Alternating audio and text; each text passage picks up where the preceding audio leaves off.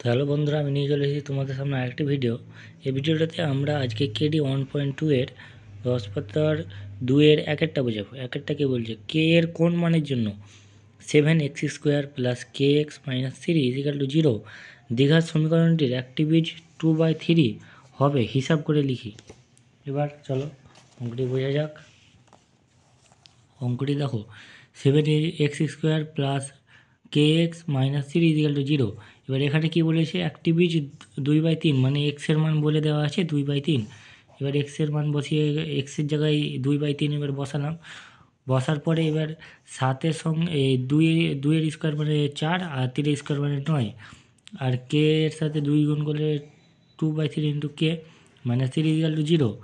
এবার এটাকে আমি সামনে আনলাম, 2/3 ইন্টু কে ইজিক্যাল টু, এবারে এই পাশের -3 ওইদিকে গেলে পরে কী হয়, 0 ওইদিকে গেলে পরে +3 হয়, আর 4 7 28 এদিকে +28/9 এদিকে গেলে -28/9 হয়। এবার এখানে 2/3 ইজিক্যাল টু কে, 2/3 কে ইজিক্যাল টু, এখানে লসাগু পেয়ে 9 পেলাম, 9 এবার 3 9 27 -28। এবার কে এর মান 1/9 -1/9 ইন্টু, এবার এই দিককার 2/3 ওই দিকে গেলে পরে 3/2 হয়ে যায়, উল্টে যায়। এবার 3 একে 3, 3 3 9, অতএব কে এর মান -1/6। এটা হবে আমাদের উত্তর।